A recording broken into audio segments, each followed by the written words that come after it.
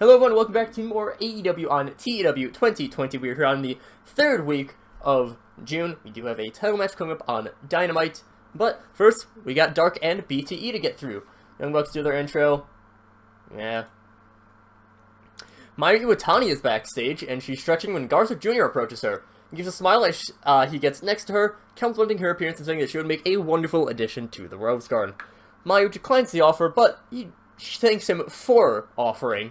But as Mayu tries to leave, Garza grabs her by the arm and asks if she's at least willing to give it a try. Mayu thinks about it for a moment and then actually surprisingly agrees to go to a dinner with Garza Jr. So, very interesting things there that Mayu is potentially falling for Garza. I wouldn't say that's a certainty, but it's definitely not an uncertainty. After this, we see Scott Steiner pushing his trainees even further. They're real sweating. They're going full, past their limits. Even as all three of them complain like, hey, we can't.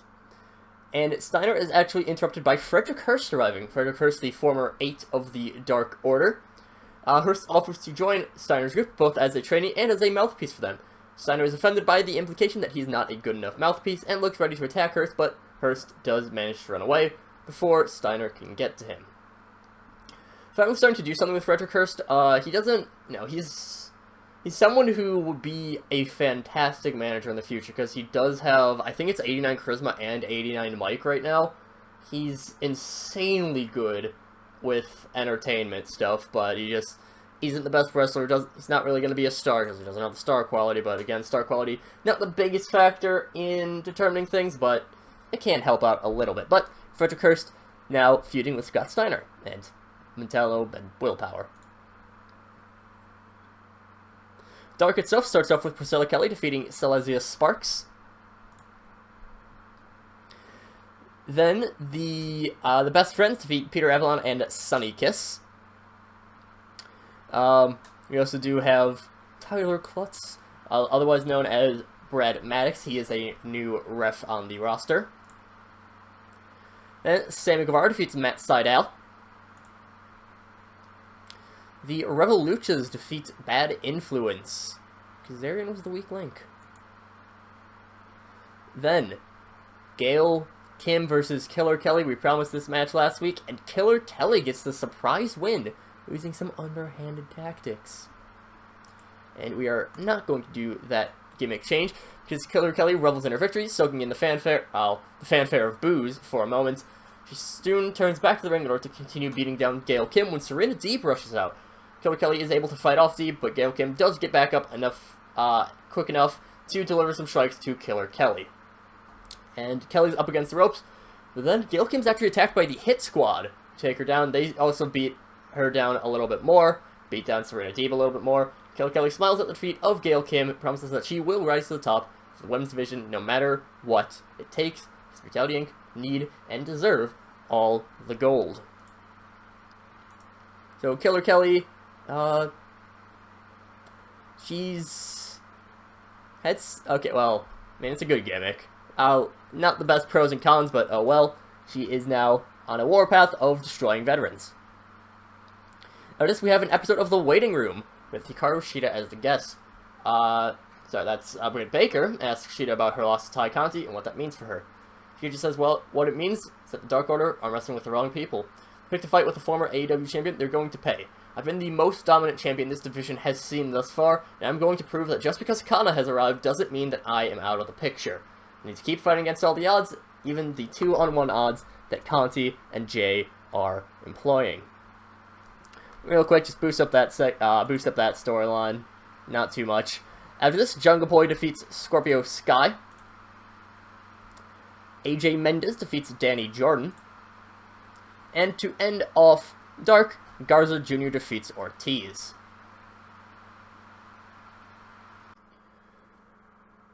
Our show of Dynamite begins with Jungle Boy defeating Dustin Rhodes with a submission. I don't know that I need to learn people's movesets IRL a little bit more.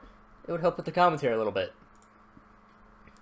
But then afterwards, Penta El Cero Miedo walks onto the ramp. And he just says, Jack Perry, the Jungle Boy. He always walks around with Luchasaurus, really pretends to be a true luchador. Well, he tries to be a true luchador like me or Phoenix, but he's not. You let a joke of a person in Marco Stunt act as your fiery mouthpiece, but you are the biggest problem. You are a pretend wrestler. You are just a celebrity trying to act like a pro wrestler, while me and Phoenix have wrestling in our blood. You may have a better record, but we will always be better than you. So yeah, still trying to start a little bit, a few more storylines. Lucha Bros, Jurassic Express, they're getting involved in some stuff. Two very good tag teams. I mean, Jungle Boy just scored an 80 performance, which is very nice, so I'm not going to deny it. After this, Team Taz is all together. And Taz is looking smug and says, Kurt Angle, I think it's time that you get a little bit of comeuppance. See, you gotten it pretty well in these past few weeks, past few months. But I know that things are going to change. You lost your titles at Double or Nothing, and I got myself a bona fide submission master with Samoa Joe. So you know what, Kurt? How about we work some things down on next week's Dynamite? My guys versus your guys, 4-on-4. This ain't gonna be the thing that proves which of us is the better coach. Both of us know it'll take more than this. But I need to show you that I'm not just someone that you can forget, that you can just brush to the side as a commentator. I kind of lost the Taz voice near the end there. I have been a little bit sneezy lately. But, just Taz and Kurt Angle, they have been feuding for quite a while now. Incredibly long time. This feud might actually be going almost all the way to the beginning of the series. Not quite. But still, now that Samoa Joe's here, we got these four who are very good. A little bit on the older side. Samoa Joe, he's young 40s. I believe Cage is 39. Jeff Cobb's 38. Ricky Starks, he's definitely the up-and-comer of that group. I believe he's mid-high 20s. So he is still very good. This is, again, it's a little... I do want to try to work on the youth movement more. I probably could be a little bit less dogmatic with the youth movement as I have been in the past. Still 30 is still pretty good. Maybe I should start looking at things going down with, young 40s, mid 40s. But still, all four of these guys, very valid, very strong competitors. After this, Big Swole technically gets a win over Kairi Hojo when Nyla Rose... Oh yeah, that's fine. Nyla Rose ran in and attacked Big Swole, and also she attacked Kairi Hojo. The match is thrown out because Nyla Rose showed up to this match that Big Swole wanted, and Nyla Rose just messing things up, really. And then Nyla Rose stands tall in the end, standing over both Swole and Kairi, maybe even beating them down as Vicky Guerrero is speaking. And she says, Big Swole and Kairi Hojo are two little specks in terms of going against the native beast, Nyla Rose. Big Swole, you may be above Nyla in the rankings, but she is going to break you in order to rise up those ranks further and further. And Kairi Hojo, you pretend to be this pirate, this person who captures the hearts of the fans out there. Well, you've had your chances. Nyla Rose is going to be the first ever two-time AEW Women's World Champion, and she will break both of you in any ways necessary to get to that point. So yeah, pretty simple stuff there. Not really. I mean, I need to push Nyla Rose a little bit more. She is a very unique force in the division. I mean, again, going back to that whole youth movement that I'm trying to do, Nyla Rose doesn't really fit that. She's also high 30s, but, I mean, she could be a very solid hand as a heel, Right now, our women's division is our top two, of course, Kana, Ashley Flair, both of them are heels. Then, really, all of our next great competitors are faces. Shida, Kairi, Mayu, those are the three that, coming off that. Jordan Grace, Chris Statlander. I mean, yes, you do have AJ Mendez, you do have Tenille, you do have Deanna, which I should probably do more with those three, but still, a lot of this division there's a lot of the mid-card for the women are faces. Bringing Nyla Rose back up could really help that out. After this, we see a video package detailing the history of the Bullet Club, starting with its founding by the, at the time, Prince Devitt. It does eventually get into a voiceover by Devitt. It says that the Young Bucks should have been grateful that he let them into the Bullet Club, but they ended up betraying him. Then as the years continue, Omega's reign over the club only served to bastardize its purpose, and it turned from a way of life, it turned from this way to, almost like sticker to the man. I'm still not too much of an expert, but it just turned into a clique of people, not actually saying this, but essentially circle jerking each other. That's the most eloquent way I can put it. It's definitely not the most eloquent way I could put it. I could definitely actually think a little bit more about ways I put that, but whatever. Devitt is disgusted how Kenny Omega tore apart his vision of the Bullet Club for the sake of his own pride. Vignette, which had been playing clips of the Bullet Club's biggest moments, ends when it cuts to Devitt, points a finger gun at the camera, and he fires it, quote-unquote, and the camera cuts to black. So, of course, Bullet Club started by Devitt, it was Devitt, Fale, Carl Anderson, and Tamatanga, I believe it was. Those four. Then the next few members were the Young Bucks. You got the Young Bucks, you got Luke Gallows showed up later, Doc Gallows later. Eventually, Kenny Omega joined. By the time that Kenny has joined, Devitt is gone. He's, I believe, in WWE at that point. But, Devitt, he's still very much, he's proud because he really started one of the bigger movements in pro wrestling in the past decade. And now it kind of just, it's not really, disliked anymore.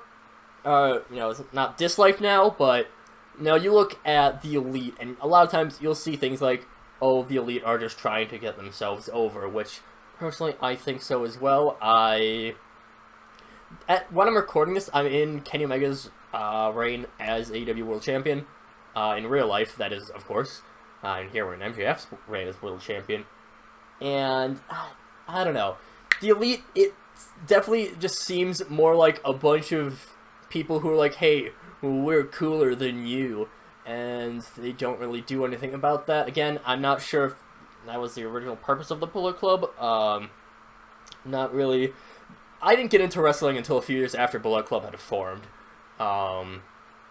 So, there's that, and I still don't even follow Japan, but that's besides the point. But Devitt, he's really just saying, hey, Omega, you screwed up the Bullet Club, and I am going to get revenge for that.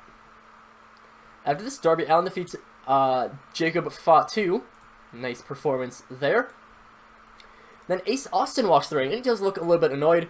Says, Darby Allin, you really need to learn to just stop being a loner. Think of all the success you could have if you joined the Inner Circle. Before Chris Jericho chose to let me in the Inner Circle, I was a no one. Now I'm the Ace of Spades. I am one of the brightest stars in AEW. Darby, I can relate with you a little bit. I do a little bit of skateboarding on the side myself, and I'm a little bit of an outcast. Of course, not as much as you. But, you belong in the Inner Circle, Darby. You shouldn't miss out on your best chance to rise to the top like I have. If you couldn't tell by the fact that Jeff Hardy's here, Jeff Hardy's music then plays, and he actually, he steps up, he gets almost face-to-face with Ace Austin, they start talking a little bit. Eventually Ace, he raises his hands like, alright, I give up, whatever. Just walks away, and, Jeff Hardy, he's still looking around, he's looking around at the crowd, but the camera very noticeably goes over to Darby Allin, and he looks a little bit annoyed by this. He's not, mad, but kind of what I'm going with this is a little bit of, hey, Jeff, I didn't need you coming to my aid. I could have, just handled things myself, but, you keep butting into my business, all that sort of stuff. I probably should have also advanced the Jeff Hardy, Chris Jericho storyline, but oh well. After this, Renee Paquette is backstage with the Private Party and the Godfather. She asked me about their upcoming match against the #1 contenders for the Tag Team Champions, the Motor City Machine Guns, which I will be doing next week. Trying to get more title matches. So, yeah. They all hype up the Motor City Machine Guns as incredibly talented and extremely experienced tag team wrestlers. But Private Party have always lived to take those expectations down. All those, these people are better than you, they have more experience than you. FTR, they were an experienced tag team, they had the belts for nearly a year. Maybe even over a year, I don't remember exactly. And Private Party beat them. Young Bucks, one of the self-proclaimed best tag teams in the world. Again, going back to that little rant I had during Devitt's segment, not the biggest fan of the Bucks. But either way, Private Party, they have still beaten them time and time again. And no matter who comes, the Private Party will always be willing to take them on, and always willing to win, because that's what they do best. You know, they have expectations put on them, and they overcome them. They have, you know, hey, you're against FTR. They're an incredibly experienced tag team. They have Kurt Angle on their side. They have all this pedigree, all this pride, all this stuff that, you know, hey, you're probably not going to beat them. The Young Bucks, you know, they're a legendary tag team. Private Party still beat them. Private Party hasn't actually lost to the Young Bucks in the canon of this save. Obviously, in real life, they have lost a few times, but that was after August. And this save started in August, so the canon starts in August. After this, Kenny Omega defeats Fred Yehi with a Kreutz Wrath. So a real quick match, get Kenny Omega a little bit more moving along, and after the match, Fergal Devitt walks into the ramp, and he has a mic. Before he can even say anything, Cody and Kota have already rushed out, and they're kind of, you know, they're getting in between Kenny and Devitt. He says, well, you certainly are go-getters, you two. Look, I don't mean to fight Kenny right here and right now. He just had a long, arduous task of defeating whoever the hell that was. No, instead, I'm here to prove a point. See, Kenny, you have an advantage that I don't have right now. You have backup. You know what, that leaves me in a little bit of a predicament, because I don't really see a way I can take you on without Cody or Kota getting involved. Of course, Kota, you have to prepare for those title matches. MJF and Brody Lee aren't going to just go down easily. You're still going to need to train for them. But you, Kenny, and Cody are the issue. But don't worry, I have something planned. You know what? I'll let you even think over what that could be while you hide behind your lover and your fellow elite, Kenny. So yeah, lots of Devitt, especially early on. I will say this straight up. Finn Balor has always been one of my favorite wrestlers. For as far as I've been into wrestling, which again, not that much experience in it, but, you know, Prince Devitt, mainly I know him as Finn Balor, but, you know, I've been a huge fan of him. So, I'm obviously gonna, you know, hot shot him into a major feud, especially because he is one of our most popular people. That would help. After this, Eddie Kingston is seen all alone, talking to a camera. Says, John, sure took a hell of a lot of convincing, huh? But don't worry, I'm sure things are gonna work out just fine now. We're buds, we gotta band together against those bastards who are holding us down. I've got my brothers out there taking care of business, and you and me together, there's no way we can lose anything on this. Nah, we're soaring back to the top. You as world champion with your good pal Eddie Kingston at your side. Sounds great, doesn't it? Though, I still suspect you're not gonna just make things that simple. Nah. We still gotta prove more between us. You're not gonna trust me. But don't worry, Mox. I've got your best interests in mind. So just continuing that feud along, I realize now I probably should have advanced the women's title feud, but oh well. Whatever. And in our main event, what a surprise! No one would have guessed that PAC defeats Shawn Spears for the TNT title. Truly an unpredictable match right here. I was hoping that Spears could at least get to recognizable. You know, I've given him tons of wins. He's still on very low momentum. I did the gimmick change, hoped that would go well. It didn't. I wanted to see Spears at least do decently, but I'm gonna be honest. I'm making this decision on the fly. I'm talking about this on the fly. I haven't actually thought about this before, but I might get rid of Spears. He's been awful. Just straight up, he's been terrible. Shawn Spears sucks. And then we end the show with PAC springing up shortly after the match. Glare over at the front row, where Orange Cassidy is sitting. PAC begins yelling at him. He's not mic'd up, but why Orange Cassidy is probably going to show up here, when he should or could be off in Dreamland or trying to get matches on Dark instead of sitting at the front row of the TNT title match. Orange Cassidy eventually, after enough coaxing, does get up from a seat. He walks into the ring very lazily and gets face-to-face with Pac. Pac still is yelling at him, but eventually Pac is like, you know what, I have the advantage here. You're not going to get a chance at my belt unless you climb up the rankings.